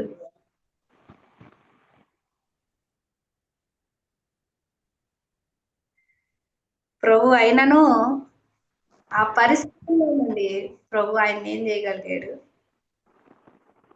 బయటికి తీసుకురాగలిగాడు. ఆ హంతకులను దేవుడు మార్చాడు కదా. లేవి సిమియోనుని మార్చాడు. లేవిని ఏం చేశాడు? యాజకులుగా చేశాడు. ఒకవేళ ప్రియ సోదరి, మన బిడ్డలు కుమారులు కుమార్తెలు తప్పిపోయి ఉండొచ్చు, ఒకవేళ నరహంతకులు కాకపోవచ్చు, కానీ కుమారుల వల్ల దుఃఖపడుతున్న తల్లులు ఎందరున్నారు, తండ్రులు ఎందరున్నారు?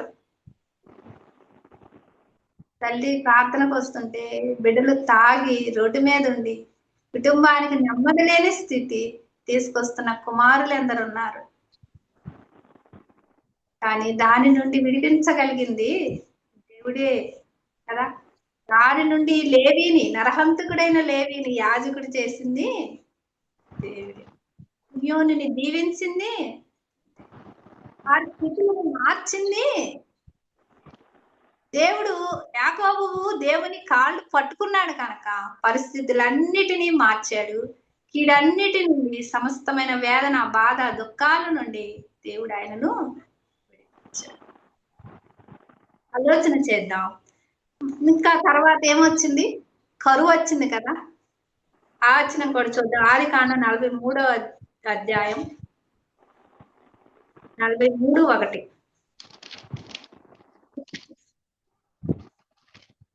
ఆదేశమందు కరువు భారంగా ఉండేను గనుక కదా. ఏమొచ్చిందేడా? కరువు వచ్చింది. కుటుంబంలో అన్ని బాధలు ఎదుర్కొంటున్నాడు, బిడ్డల ద్వారా ఎదుర్కొంటున్నాడు. చివరికి ఇప్పుడు సమాజపరంగా కూడా కదా, భౌతికంగా కూడా, మానసికంగా ఎదుర్కొన్నాడు. కుటుంబంలో వ్యక్తిగతంగా ఎదుర్కొన్నాడు, భౌతికంగా కూడా శ్రమను ఎదుర్కొంటున్నాడు. ఏంటి? ఇప్పుడు ఆహారం లేదు, కరువు వచ్చింది. తనే కాదు, తనతో పాటు ఉన్న కుమారులు, మనవరాళ్ళు, కోడళ్ళు, సంతానం ఏమవుతుంది? కరువుకు వచ్చి చనిపోయే స్థితికి వచ్చేసారు. ఆయనను దాని నుండి ప్రభు తప్పించాడా లేదా? కరువులో నుండి సమృద్ధిలోనికి నడిపించాడు కదా. ఐగుప్తుకి వెళ్ళినాక అసలు అక్కడున్న ప్రజలకు లేదేమో, ఉండదేమో, కానీ యాకోబు కుటుంబానికి లేమైతే ఉండదు కదా. కరువులో నుండి మనం ఏ కరువులో ఉన్నాము? ఆత్మీయ కరువులో ఉన్నామా, భౌతికంగా అయిన కరువులో ఉన్నామా? భౌతిక కరువులో ఉంటే తప్పేం లేదులే, చనిపోము, కానీ ప్రభు పోషిస్తాడు. కానీ ఆత్మీయ కరువులో ఉన్నామేమో, లేదా ఎక్కువైపోతుందేమో విని విని మన జీవితాలకి, హృదయాలకి అప్లై చేసుకోకుండా తీసుకున్నాం. అయితే ఏ కరువులో ఉన్నాం అనేది కూడా మనం ఆలోచిద్దాం. భౌతికంగా వారికి కరువు వచ్చింది, అది కూడా ఒక కీడే, ఒక ఆపదే, ఒక శోధనే, ఒక నెమ్మదలేని స్థితే కదా. వారు మాట్లాడుకొని ధనమిచ్చి 2-3 సార్లు పంపినట్లుగా యాకోబు మనకి కనపడుతున్నాడు. ఆ కరువులో నుండి కూడా ఆయన వారిని పోషించాడు కదా. పుట్టిన నాటి నుండి నేటి వరకు నన్ను పోషించిన, మోసం చేయొచ్చు, జీతం ఇవ్వకుండా, సంపద ఇవ్వకుండా, తన కష్టపడిన కష్టార్జితాన్ని ఇవ్వకుండా మోసం చేయొచ్చు, కానీ ప్రభు ఆయనను పోషించాడు, ఆయన బిడ్డలను పోషించాడు. పరిస్థితులు తల్లకిందలు అయిపోతున్నాయి, మారిపోయినాయి, అవమానపడే స్థితి, వేదన చెందే స్థితి. ఆయనను ప్రభు వాటి నుండి తప్పించి విడుదల, నెమ్మదిని కలుగచేశాడు. భౌతికంగా అక్కడున్న వారందరికీ కరువు వచ్చింది, అందరూ కరువు ఎదుర్కొన్నారు, కానీ సమృద్ధిలోకి నడిపించాడు కదా. అయితే తన జీవితంలో ఇంకొక మరిచిపోని ఘటన, తన చివరి దశ వరకు దుఃఖంతో ఉన్న ఘటన ఏంటి? 7వదిగా యోసేపు చనిపోయాడు అనుకుని 37వ అధ్యాయం 37వ అధ్యాయం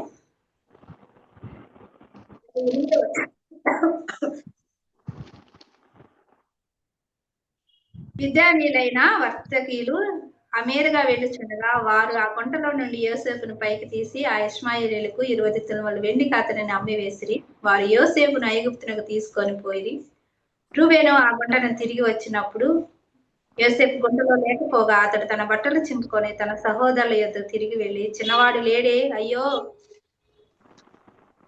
నేను ఎక్కడికి పోదుననగా వారు యోసేపు అంగీని తీసుకొని ఒక మేకపిల్లను చంపి తన రక్తంతో ఆ అంగీ ముంచి ఆ విచిత్రమైన నిలుపుట అంగీని పంపగా వారు తండ్రి యొద్దకు దానిని తెచ్చి, ఇది మాకు తెలుసు, ఇది నీ కుమారుని అవునో కాదు గుర్తుపట్టమని చెప్పి అతడు దానిని గుర్తుపట్టి ఈ అంగి నా కుమారునిది, దుష్టమృగము అని తినివేసినని యోసేపు నిశ్చయంగా చేర్చబడినని యాకోబు తన బట్టలు చింపుకొని తన నడుమున గోని బట్ట కట్టుకొని అనేక దినములు ఆ కుమారుని నిమిత్తం మంగళార్చుచుండగా కదా. ఎంతవరకు ఆయన ఏడ్చినట్టు ఇన్ని సందర్భముల్లో ఆయన ఏడ్చినట్టు లేదు, కానీ ఇక్కడ ఏడుస్తున్నాడు కదా. మగవాళ్ళకి కూడా అనుభవించి ఏదో ఒక టైంలో ఏమొచ్చింది, కన్నీళ్లు భరించలేని దుఃఖం. ఇప్పటి వరకు ఆయన భరించాడు అన్ని విధాల శ్రమను, వేదనను, కీడును, నష్టాన్ని, బాధల్ని దిగమింగుకున్నాడు. కానీ తన అతి ప్రేమగా ప్రేమించిన తన కుమారుడు లేడని తెలియగానే ఏమైంది, బట్టలు చింపుకొని నడుమున గోనె పట్ట కట్టుకొని ఏం చేశాడంట, ఏడ్చాడంట కదా. అంగలార్చాడు, ఏడవటం కూడా కాదు, అనేక దినాలు కదా. అయితే తన ఒక సంతోషకరమైన వార్త తింటున్నాడు. ఏం వార్త తింటున్నాడు అది కూడా మనం చూసినట్లయితే ఈ అధ్యాయంలోనే కనపడుతుంది. నేను చూడననుకున్నాను అంటాడు కదా. లేకపోతే 45వ అధ్యాయము 27వ వచనం చూడండి. అప్పుడు వారు యేసేపు తమతో చెప్పిన మాటలన్నిటిని అతనితో చెప్పిరి. అతడు తను ఎక్కించుకుని పోవటకు యోసేపు పంపిన బళ్లను చూచినప్పుడు వారి తండ్రి అయిన యాకోబు ప్రాణం తెప్పరిల్లెను. అప్పుడు ఇశ్రాయేలు, ఇంతే చాలును, నా కుమారుడైన యోసేపు ఇంకా బ్రతికి ఉన్నాడు, నేను చావక మునుపు వెళ్ళి అతనిని చూచెదనని. ఇంతకాలం పడి కష్టాలు, బాధలు, నష్టాలు ఏమైనాయి, అసలు ఇవి ఇంతే చాలు కదా, ఇంతే చాలు అనుకున్నాడు. ఒకప్పుడు అంగలార్చాడు, అనేక దినాలు వేదన చెందాడు, గోలి పట్ట కట్టుకున్నాడు, దుఃఖభరితమయ్యాడు. ఎవరు ఆయనను ఓదార్చనల్లని వారయ్యారు. ఆయనను దగ్గరికి తీసుకొని ప్రేమతో తీసుకున్న వారు కూడా లేనంత స్థితిలోకి ఆయన వెళ్ళిపోయినట్లుగా అయిపోయింది. కొన్ని సందర్భంలో బిడలు మన ముందే ప్రభు దగ్గరికి వెళ్తారు, తల్లి తల్లడిల్లిపోతుంది కదా, భరించలేం, భరించలేం. అనుభవిస్తున్నప్పుడు అది నెమ్మది లేని స్థితి. అయితే యాకోబుకి దేవుడు ఎంత కృప చూపించాడో యాకోబు ఎడల. అసలు ఇక తిరిగి రాడు అనుకున్న వ్యక్తి కనిపిస్తున్నాడంటే ఊహించగలమా? మరియా మార్త అసలు తిరిగి రాడు అనుకున్నారు, కానీ కళ్ళ ముందు లాజరును చూసినప్పుడు వారి ఆనందం వర్ణాతీతం. ఇక్కడ యాకోబు అనుభవం కూడా అదే. ఒకవేళ బిడ్డలు లోకంలో నిన్ను దూషించి లోకంలో తిరుగుతున్నారేమో, అసలు వీడు మారడు అనుకుంటున్నావేమో. అలాంటి వారు మారినప్పుడు నీ ఆనందానికి అవధులు ఉన్నాయి.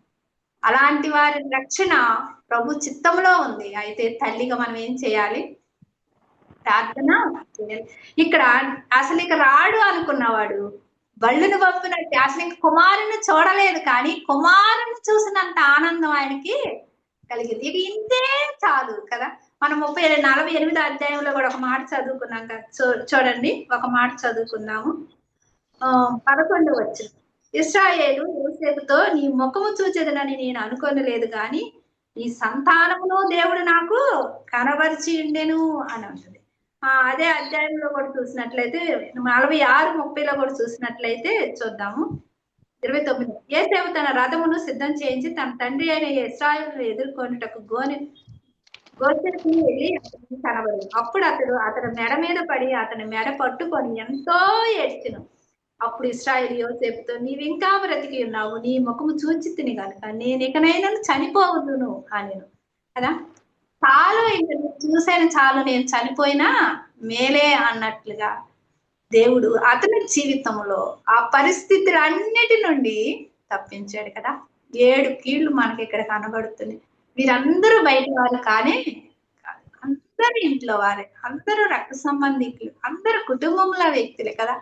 మనం ఎవరో ద్వారా శ్రమలు వస్తాయి, ఎవరో ద్వారా కీళ్లు వస్తాయి అని అనుకుంటున్నాం, కానీ యాకోబు జీవితంలో ఇన్ని అనుభవాలు గుండా బయటికి ప్రభు తీసుకొచ్చాడు. ఈ అనుభవాలు మన జీవితంలో ఏదో ఒక అనుభవం ఖచ్చితంగా ఎదుర్కొని ఉంటాం. అయితే దాని నుండి బయటికి తీసుకొచ్చేవాడు ఆయనే.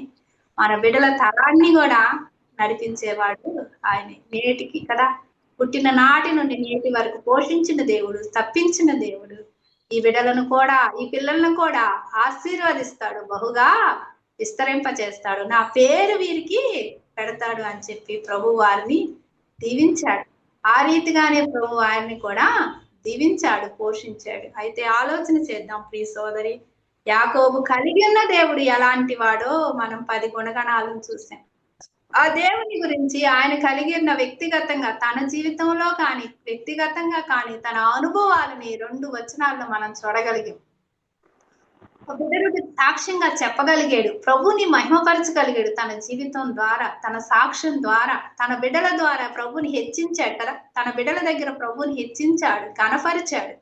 మనం పేతురులో చదువుకున్నాం కదా. ఏం చదువుకున్నాం? అయితే ఇవన్నీ భౌతికమైన సమస్యలు. అయితే విశ్వాసమైన మనకు ఎదురయ్యే సమస్యలు, ఇప్పుడు ఎదురవుతున్న పరిస్థితులు, ఎదురవుతున్న శ్రమలు, దేవుడు మనకు ఒక ఆదరణకరమైన ఒక మాట మాట్లాడుతున్నాడు. 1 పేతురు 4వ అధ్యాయంలో 13వ వచనంలో ఏమంటున్నాడు? క్రీస్తు మహిమ బయలుపరచబడినప్పుడు మీరు మహానందంతో సంతోషించు నిమిత్తము క్రీస్తు శ్రమలలో మీరు పాలువారై ఉన్నంతగా సంతోషించండి.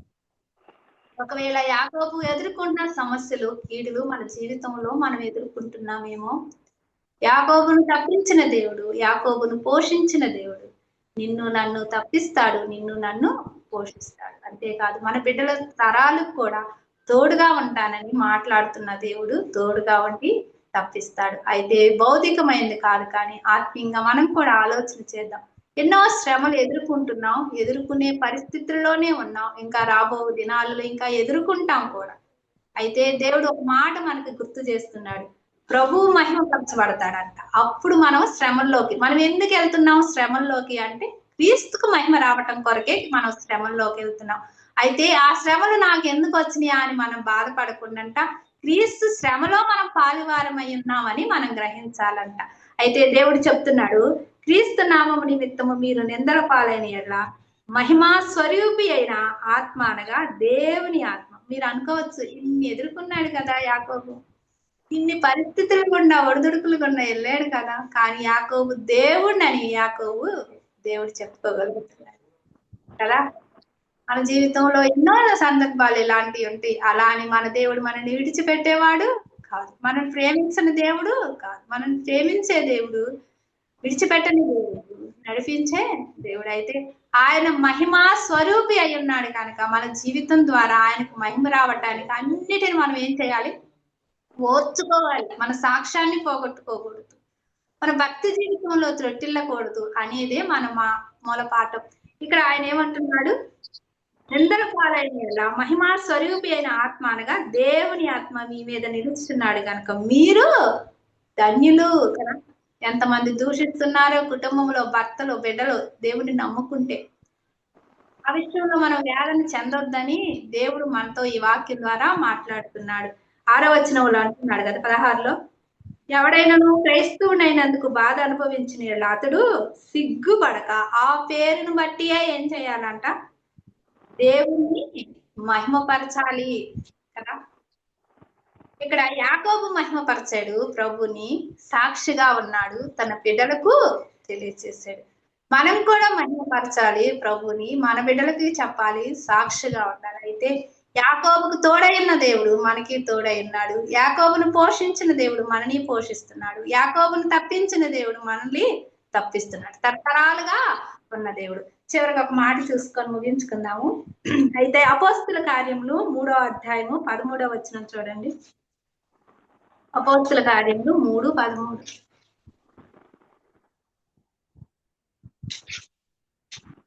చెప్తారుగా, అబ్రహాము, ఇస్సాకు, యాకోబు అనువారి దేవుడు అనగా మన పితరుల దేవుడు మన సేవకుడైన యేసును మహిమపరిచి ఉన్నాడు. మీరు ఆయనను అప్పగించితిరి. పిలాతు ఆయనను విడుదల చేయుటకు నిశ్చయించినప్పుడు మీరు అతని ఎదుట ఆయనను నిరాకరించితిరి. మీరు పరిశుద్ధుడును నీతిమంతుడును అయిన వారిని. ఇక్కడ ఏం కనపడుతున్నాడు? పితరుల దేవుడు అంట యేసు క్రీస్తుని మహిమపరిచాడంట. అదే కదా అక్కడ ఉంది. పితరుల దేవుడు ఏం చేశాడు? తన సేవకుడైన యేసును మహిమపరిచి ఉన్నాడు. మన పితరుల దేవుడు యాకోబు మహిమపరిచాడు, మనం ఏం చేయాలి? ప్రభుని మహిమపరచాలి. అదే 5వ అధ్యాయం 30 వచనంలో కూడా చూసినట్లయితే, మీరు మ్రానును వేలాడవేసి సంహరించిన యేసును మన పితరుల దేవుడు లేపెను కదా. మన కొరకు చనిపోయాడు, మన కొరకు లేపాడు. ఎవరు ఆ దేవుడు? మన పితరుల దేవుడే మన ప్రభుని ఏం చేశాడు? లేపాడు, మహిమపరిచాడు. అమ్మ ప్రియ సోదరుడి, తన కుమారుణ్ణి ఆయన మహిమపరిస్తే మనం ఎంత మహిమపరచాలి? ఎంత మహిమపరుస్తున్నాం? మొదటి దశలోని పత్రిక 1వ అధ్యాయం 10వ వచనం. మొదటి దశలోని పత్రిక 1వ అధ్యాయం 10వ వచనం.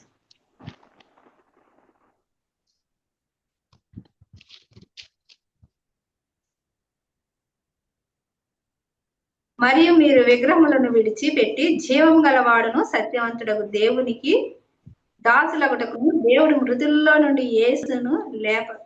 యేసు అనగా రాబో ఉగ్రత నుండి మనను తప్పించుచున్న మన కుమారుడైన యేసు పరలోకము నుండి వచ్చునని ఎదురు చూచుటకును మీరేలాగ దేవుని వైపు తిరిగితే ఆ సంగతి మీరే తెలియజేస్తున్నారు కదా. రాబో ఉగ్రత నుండి ఏం చేస్తున్నాడంట? మనలను తప్పిస్తున్నాడు. మనల్ని తప్పించడానికి మన ప్రియ ప్రభువుని ఆయన ఏం చేశాడు? లేపాడు. 2వ కొరింథీ 6వ అధ్యాయం 9వ వచనం. చివరగా 2వ కొరింథీ 6వ అధ్యాయం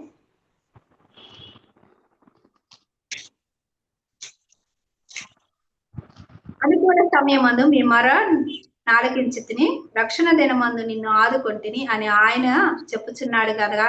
ఇదిగో ఇప్పుడే మిక్కిలి అనుకూలమైన సమయము, ఇదే రక్షణ దినము. యాకోబు మొరపెట్టాడు. ఆయన అనుకూల సమయంలో ఆయనను మరను ఆలకించి ఆయన సమస్త కీడుల నుండి తప్పించి అతను రక్షించాడు. అయితే దేవుడు మనతో మాట్లాడుతున్నాడు. అనుకూల సమయం మనం మొరపెట్టినప్పుడు ఆయన ఏం చేస్తాడంట? ఆ మొరను ఆలకిస్తాడు. ఇదే రక్షణ కదా. ఇంకా ప్రియ సోదరు, ఈ కూడికలు ఎవరైనా రక్షింపబడిన వారుంటే ఇదే రక్షణ దినం. ఆయనే పితరుడైన యేసు ప్రభు, ఏ దేవుడు సేవకుడైన యేసును మన కొరకు లేపాడు కదా. నాను మీద వేలాడుతున్న మన ప్రియ ప్రభును మన పితరుల దేవుడే లేపాడు. ఇది మనం గ్రహిద్దాం. రాబో ఉగ్రత నుండి మనల్ని తప్పించాడు. అయితే ఇదే రక్షణ దినంగా ప్రభు మనల్ని పిలుస్తున్నాడు. మన మొర ఆలకిస్తున్నాడు. యాకోబు మొర ఆలకించాడు, యాకోబుని కాపాడాడు, ఆయన బిడ్డలను దీవించాడు, ఆయన బిడ్డలను బహుగా విస్తరింపచేశాడు. అయితే ఆ అనుభవం మనం కలిగి ఉండి మన బిడ్డలకి ఆ సాక్ష్యం చెప్తాం, ప్రభుని మహిమపరుద్దాం. ఆయన బిడ్డలైనందుకు, ఆయన పేరు పెట్టబడినందుకు మనం సిగ్గుపడవలసిన అవసరం లేదు. దాని విషయమై మన ధన్యులని ప్రభుని మహిమపరుద్దాం. అంతేకాదు, శ్రమలలో, దేవుని శ్రమలలో, క్రీస్తుని శ్రమలలో పాలువారమై ఉన్నామని గ్రహించి, ఇంకా రక్షణ ఎరగని వారు ఎవరైనా రక్షణ లేని వారు ఉంటే ఇదే రక్షణ దినమని, ప్రభు రక్షించడానికే తిరిగి వచ్చాడని ఆయన ప్రేమను మన ఎలా వ్యక్తపరుస్తుండగా గ్రహిద్దాం. ప్రభు ఈ చిన్న తలంపులను దీవించి ఆశీర్వదించిన గాక. యేసుక్రీస్తు నామమున అందరికీ వందనాలు. మరి మనం ఎంతో ఆత్మీయమైన చక్కటి వాక్య భాగాన్ని వినగలిగాము. నిజంగా యాకోబు తన జీవితంలో మన జీవితాల్లో కూడా కదా, ఇవి చాలా మనకు కూడా జరిగినటువంటి సంఘటనలే. మన వ్యక్తిగత జీవితాల్లో, మన కుటుంబం వారితో, మన బంధువులతో అనుకున్నప్పుడు నిజంగా యాకోబు కలిగి ఉన్నటువంటి కదా విశ్వాసం, ఆయన కలిగి ఉన్న గురి, తన పిల్లలకు చెప్తున్న విషయము, ఏ దేవుడైతే మరి తను సేవించాడో, తన పితరుల దేవుడు ఎలాగూ తప్పించాడో, దేవుడు చాలా విషయాల్లో మరి యాకోబుని ఆయన అది గ్రహించుకున్నాడు. దేవుడు నన్ను ఎక్కడెక్కడ కాపాడుతూ వచ్చాడని కదా. మనకు కూడా ఎన్నో మేళ్ళు దేవుడు చేస్తూనే ఉంటాడు, అని మనం అనేక మార్లు గ్రహించుకోలేం. అది మన పిల్లలకు కూడా మనం వివరించి చెప్పలేము అన్నమాట.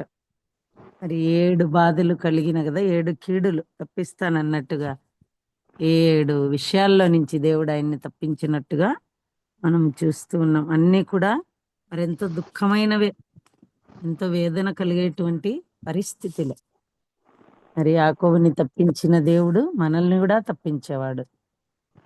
ఆయన అందరి పట్ల ఏకరీతిగా ఉన్న దేవుడు కాబట్టి మనం కూడా అలాంటి పరిస్థితుల్లో ఉన్నప్పుడు మనం కూడా కృంగిపోయే అవసరం లేదు. మన దేవునియందు నిరీక్షణ ఉంచొచ్చు. మరి దేవుడు మనల్ని కూడా విడిపించాడు అనేక మార్లు అలాంటి పరిస్థితుల్లో. కాబట్టి మనము కూడా ఈరోజు ఇలాగున్నామంటే అది కేవలము మన దేవుని యొక్క కృపనే. మరి చక్కటి వర్తమానం అందించినటువంటి సహోదరి ఎస్తర్ నాగరాజుకి, మన ఎస్తర్ ప్రేయర్ వారియర్స్